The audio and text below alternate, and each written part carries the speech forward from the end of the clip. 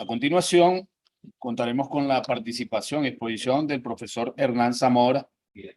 Hernán es licenciado en Geografía egresado de la Universidad de La Habana, Cuba, doctor en Sistemas de Información Espacial egresado de la Universidad de Alcalá, España.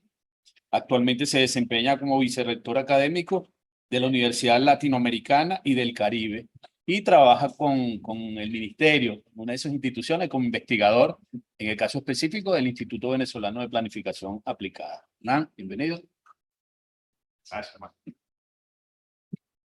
Bueno, buenos días para todos y todas, y particularmente para los geógrafos y las geógrafas hoy en nuestro día. La verdad, siempre lo recordamos con muchísimo gusto, porque ciertamente hemos estado y nos hemos formado para la comprensión integral de nuestro planeta. El día de hoy vamos a conversar un poco sobre la geopolítica de las tecnologías y el cambio climático.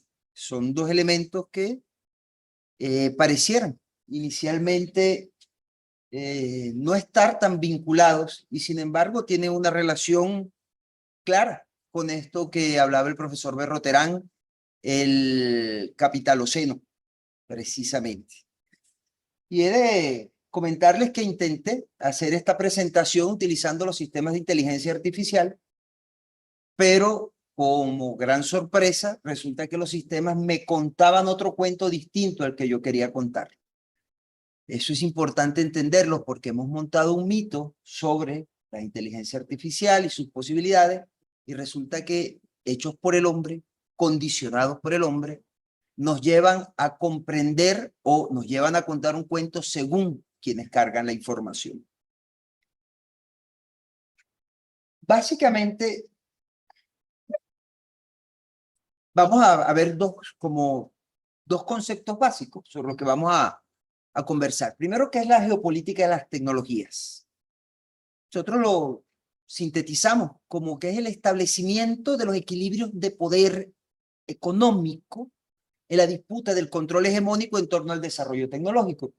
Y eso lo vemos permanentemente todos los días en prensa, por los medios, por las redes sociales digitales, la competencia que hay bastante feroz entre China, Europa, Estados Unidos por el control de los desarrollos tecnológicos, la fabricación de los chips, la impresión de todas las plataformas, de todo el hardware de última generación para el desarrollo de inteligencia artificial y todas estas otras cosas asociadas a las tecnologías de la información y la comunicación, pero que tienen una profunda y muy marcada vinculación con, por supuesto, el desarrollo económico o el control económico del planeta y la evolución o los modelos de evolución tecnológica. Por otro lado, el cambio climático, como lo dice la Convención Marco de las Naciones Unidas sobre el cambio climático del 92, se entiende por el cambio de clima atribuido directa o indirectamente a la actividad humana que altera la composición de la atmósfera y en general genera todos esos cambios que estaba presentando el viceministro con respecto al calentamiento global, la emisión de gases de invernadero y que están vinculados además con la capacidad de resiliencia del hombre, de las comunidades. Y cuando hablamos del control económico, estamos hablando de un negocio que mueve más de 5 billones de dólares al año. Es decir, mueve todo el dinero del mundo, mucho más dinero que la industria petrolera, mucho más dinero que sectores de la minería. O sea, 5 billones de dólares al año signan definitivamente la lógica de la geopolítica de las tecnologías. Porque, bueno, en función del manejo de ese gran volumen de dinero, yo debo actuar en consecuencia a fin de mantener mi hegemonía. Básicamente, cuando pensamos esto, además estamos pensando en grandes corporaciones, y vienen los nombres, viene el Alphabet, viene Google, bueno, Google que pertenece a Alphabet, viene a Amazon, viene Microsoft, pero en general viene todo también el complejo industrial armamentístico que existe en los Estados Unidos y Europa. Existe básicamente toda la racionalidad de la construcción de esa industria tecnológica orientada a la guerra, pero además con un alto nivel de rotación. Por eso cuando el ministro Ricardo hablaba de la política como eje fundamental, de la guerra como dinamizador de el actual modelo económico, obviamente el hecho tecnológico y la geopolítica de las tecnologías juegan un rol fundamental. Nosotros entendemos que en este juego de los 5 billones de dólares, Estados Unidos y China juegan un rol fundamental, porque además se encuentran en esa construcción de ese mundo, digamos, multipolar. Se generan unos nuevos bloques, unos nuevos espacios de desarrollo y de control hegemónico de la economía, y donde Europa empieza supeditada a su relación con los Estados Unidos, empieza a perder beligerancia. De hecho, todo el conflicto de Ucrania, nosotros entendemos que está básicamente orientado no a confrontar a Rusia, sino a contener a China. Es decir, en este juego donde las tecnologías, sin lugar a duda, juegan un papel determinante. Ahora bien, ¿qué es lo que está detrás de conseguir y controlar estos 5 billones? Ese es el objeto del deseo que hemos llamado. Últimamente nosotros escuchamos hablar de las tierras raras en todos los ámbitos, en todos los espacios, que además es un tema que la geografía maneja y, digamos, se convierte en un objeto de estudio nuestro porque tiene que ver con el conocimiento de los territorios. Y estas tierras raras, que son este grupo de 17 metales que están dentro de la tabla periódica, la cual yo no me aprendí, así como la geológica, pero que entendemos que son fundamentales para toda la producción de las herramientas tecnológicas del uso cotidiano. Estamos hablando de los teléfonos, las computadoras portátiles, los servidores, los vehículos eléctricos, tanto mito con el vehículo eléctrico, los paneles solares, las lámparas de bajo consumo, las lámparas LED, es decir, todo este universo tecnológico disruptivo, de reciente data, todo está vinculado a las tierras raras. Tierras raras que por demás se encuentran concentradas, casualmente, en China, Sudáfrica, Brasil, Australia, los principales. China tiene el 44% de las reservas mundiales de tierras raras. Pero es que además todos los países del BRIC, entre ellos suman más del 60% de las reservas internacionales de tierras raras, y a eso nosotros le tenemos que sumar el niobio y el tantalio, conocido como coltán, el cual se encuentra acá en nuestras tierras y en Brasil y el Congo. Es decir, ese conjunto de elementos son fundamentales para darle sentido y movilidad a los 5 billones de dólares anuales que maneja la industria tecnológica. Entonces, en ese universo de carácter espacial, nos encontramos nosotros que con toda esta distribución de recursos, el control hegemónico obviamente se hace fundamental.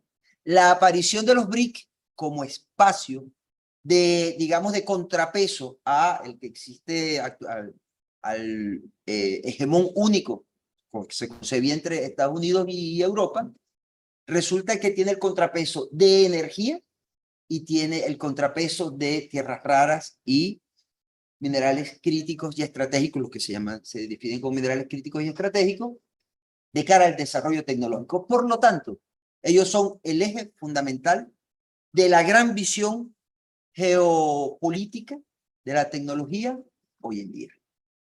Ahora bien, esas que, como decíamos, se encuentran en estos países, resulta que además los nuevos espacios de desarrollo están en la India, donde encuentran nuevos depósitos, encuentran en Vietnam, donde se están haciendo exploraciones, por supuesto Sudáfrica, es decir, toda la nueva exploración, la prospección, toda la investigación en torno a las tierras raras, al niobio, al tantalio, es decir, el coltán, y en general al eje fundamental o digamos a la savia de esta geopolítica, tiene que ver con estos espacios, este nuevo bloque, pero además asociado a un enfoque profundamente extractivista. Son pocos o muy extraños los proyectos de extracción de este tipo de minerales que incluya el desarrollo de cadenas productivas para la transformación de estos minerales. Básicamente me lo llevo y lo proceso en los centros de poder, en los centros de control económico. Por eso es tan importante en el ejercicio de concepción y uso de este tipo de minerales, de este tipo de productos que nos da la tierra, visualizar el hecho de una necesidad de transformación, de generar cadenas que además ayuden un poco a desmontar ese mito de la economía circular, porque resulta que ese mito de la economía circular que genera, fíjense, este mundo de las tecnologías, genera más de 50 millones de toneladas al año en residuos tecnológicos. La basura tecnológica está asociada a ese número. Es decir, que se llenarían algo así como 1.55 millones de camiones de 40 toneladas y le darían la vuelta al planeta en el eje ecuatorial. O sea, más o menos al año toda esa basura tecnológica se genera. Y estamos hablando de las neveras, congeladores, esto que lo definió el organismo internacional para la observación de las energías. Y en esos están, entre esos elementos se encuentran todos los, o buena parte de los componentes de esas llamadas energías verdes. Pero es que además no nos sorprende. Porque si bien es cierto, por ejemplo, China, y ahí hay un tema interesante con el manejo de los números. China efectivamente genera el mayor número de basura, pero su consumo per cápita está por debajo de los Estados Unidos, por debajo de Japón, por debajo del Reino Unido y Francia. Y eso nos dice, tiene mucho que decir con respecto incluso a la concepción de eso, porque obviamente China genera muchísima basura, tecnológica, porque obviamente es el país más poblado del planeta. Sin embargo, toda esta basura tecnológica, que es el resultado del modelo de consumo, pero además de consumo exacerbado, es decir, esa sociedad de consumo sobre la que se monta el capitalismo, se expresa básicamente en la cantidad de desechos tecnológicos. ¿Cuánto me dura el teléfono? Lo debo cambiar todos los años, pero además lo cambio y lo tiro. Las computadoras, digamos, en estos grandes países que son los que tienen los mayores consumos per cápita. ¿Cuánta, vamos a decirlo así, chuchería tecnológica consumimos? Que además desechamos inmediatamente 2 meses, 3 meses, 4 meses, las pulseritas esas que tienen químicos o tienen alguna lámpara LED y después lo boto. Es decir, ¿cuánto de consumo no pensado, de consumo compulsivo, construido además a través de todo el sistema de las redes sociales digitales, de todos los espacios de promoción del consumo no razonado en torno a la tecnología?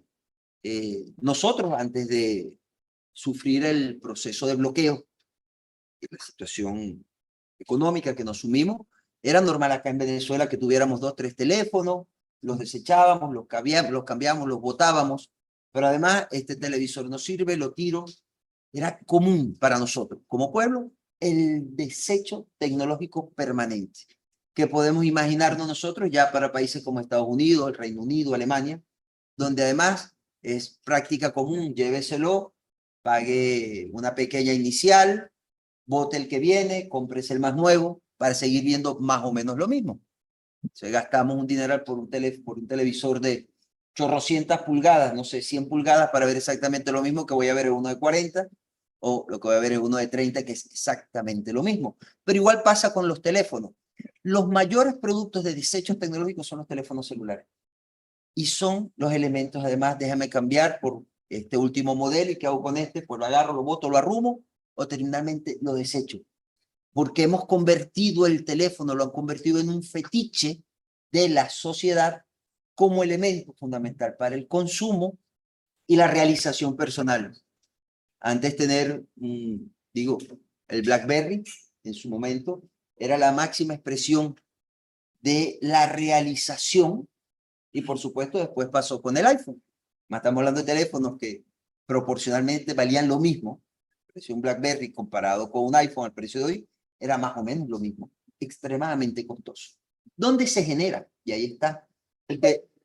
En esa lógica del consumo y en esa lógica del desecho tecnológico, hay un proceso de disparidad espacial que tiene que ver con esta propia geopolítica y que empieza a incidir obviamente sobre el tema del cambio climático. Nosotros nos encontramos que efectivamente Asia, Europa, y cuando dicen Américas nos cuentan a nosotros en la misma proporción que Estados Unidos, cosa que tampoco es cierta, pero bueno, las matemáticas hacen esas maravillas.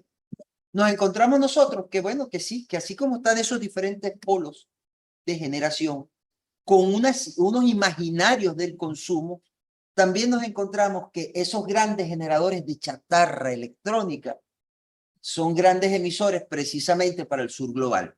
Es ahí donde se concentra toda la chatarra electrónica.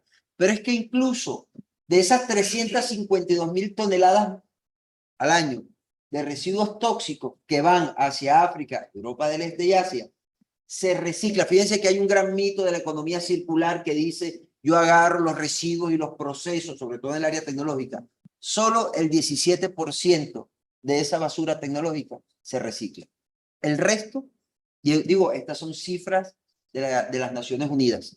Estas no son cifras de ningún grupo ambientalista ni ningún anticapitalista. Son las cifras de las Naciones Unidas. Solo el 17% se recicla. El resto se convierte en desechos. Pero desechos que una vez que están en vertederos no controlados, no planificados, sino en los grandes basureros, básicamente se degradan, liberan y empiezan a contaminar porque están construidos precisamente con tierras raras. Es decir, son un factor altamente contaminante propio de, además, este capitaloceno, este momento sociohistórico donde la realización nos dicen que debe ser además a través del consumo. Fíjense que según, porque además todo esto está asociado, y cuando hablábamos del tema del cambio climático tenía que ver con el tema energético del que se hablaba y obviamente de la emisión de gases de invernadero y del calentamiento. Porque según la Agencia Internacional de Energía, la demanda de energía, de electricidad, para los centros, el 2% a nivel mundial lo consumieron los centros de datos, que además llevan poco de computadoras, el poco de equipo. Es decir, déjame usar GPT, ChatGPT o cualquier otro de los modelos de inteligencia artificial. Consumieron en el 2022 el 2% de la energía mundial. Estamos hablando que la cantidad de energía que se consume para el tema electrónico perfectamente, y lo veremos ahora, apunta, por ejemplo, al consumo de Haití. Fíjense que además quienes consumen la energía, quienes tienen los grandes consumos de energía, por lo tanto, los grandes desechos de chatarra tecnológica, es apenas el 20% de la población mundial. Hay un mito, nos imaginamos que porque todos tenemos teléfono, todos estamos en ese mismo grupo, pero no, eso es un imaginario, porque ellos y nosotros tecnológicamente ni por cerca. Ellos son los grandes generadores, los grandes consumidores, y yo creo que porque tengo un teléfono de última generación estoy a la misma escala. Culturalmente puede que funcionara, pero desde el punto de vista económico, social y político, nos saca a nosotros de ese juego. Solo el 20% de la población mundial, es decir, el norte global, es quien maneja, porque son además los que generan, los que consumen la energía eléctrica que se utiliza en todo este mundo. Pero es que además la generación de la energía eléctrica genera más o menos el 70% de las emisiones de gases de invernadero producto de la distribución y consumo. Es decir, que los grandes contaminadores, por el uso de energía eléctrica vinculada a todo el uso de las tecnologías, están en ese 20% del planeta en el que no estamos nosotros contados.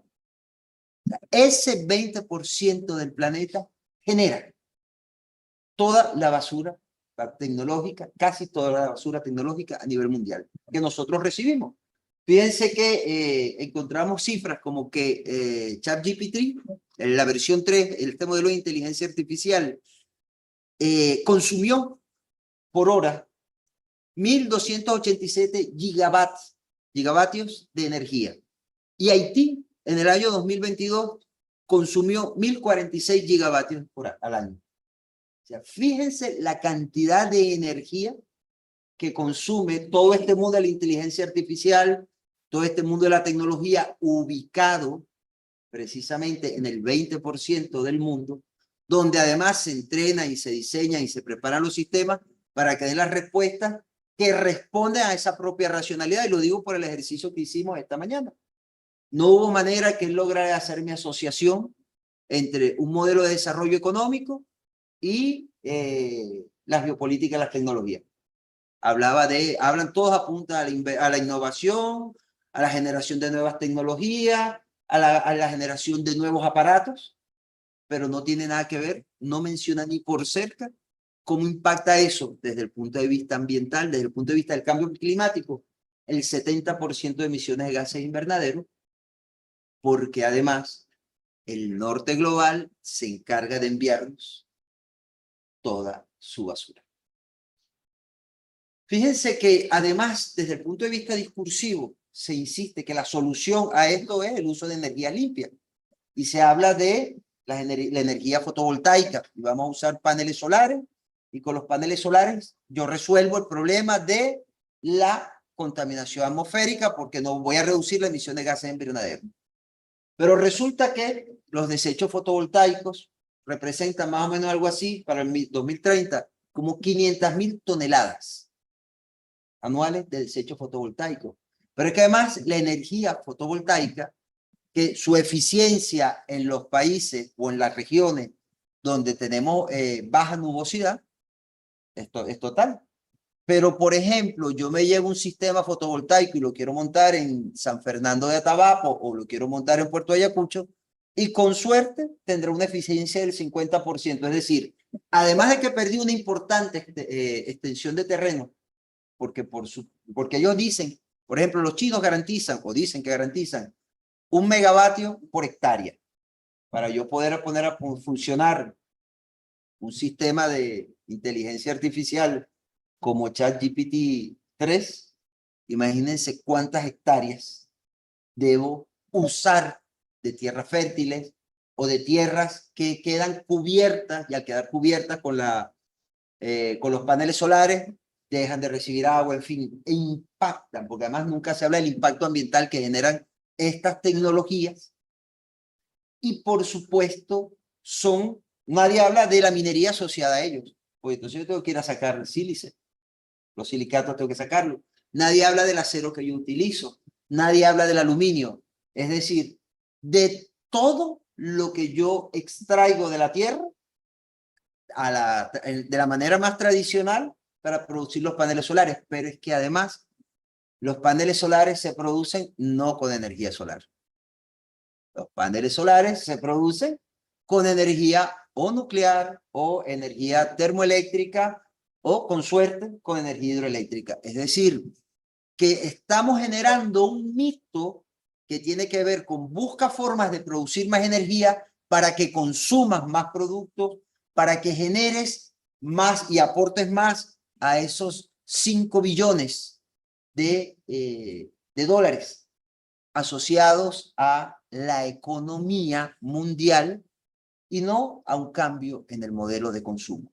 Porque básicamente lo que se plantea, lo que se sigue insistiendo dentro de esta lógica de la geopolítica, de las tecnologías asociadas al cambio climático es cuánto más vamos a consumir, cuánto más necesito consumir, cuánta más energía voy a producir para ver cuánto más consumo. Los vehículos eléctricos que andan tan de moda y que incluso ahora se habla de una geopolítica de los vehículos eléctricos, porque resulta que Japón entró en el juego, porque los chinos empezaron a ocupar los espacios que tenía el señor Elon Musk con Tesla.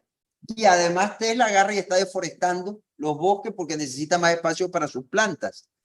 ¿Y qué pasa ahora? Ahora tener un vehículo eléctrico es parte del juego geopolítico, porque si no, recuerden lo que pasó con Evo Morales, cuando el compañero Evo le dieron el golpe de Estado, fue porque estaba negociando los yacimientos de litio con los alemanes y no con el señor Musk. Y él lo dijo públicamente. Y menos mal que salimos de él, porque ese litio es mío.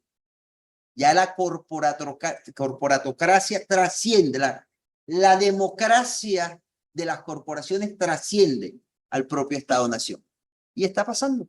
Y las tecnologías están vinculadas a la geopolítica. Las tecnologías están profundamente vinculadas a eso, porque responde al modelo de desarrollo económico, es decir, a ese capitaloceno, que habla el profesor Roterán, a ese modelo capitalista diseñado para el consumo desmedido y generador de contaminación. Todo lo demás termina siendo más o menos un mito sobre el que nos montan, porque los vehículos eléctricos, ¿de dónde se van a cargar? ¿De dónde sale la energía? Porque no se cargan con paneles solares. ¿O cuánta superficie necesito yo de paneles solares para poder cargar un vehículo eléctrico? Es decir, hay un mito, hay un imaginario, hay una narrativa que se está construyendo para tratar de convencernos de que lo que hay es que cambiar la manera de generar energía para mantener el mismo modelo.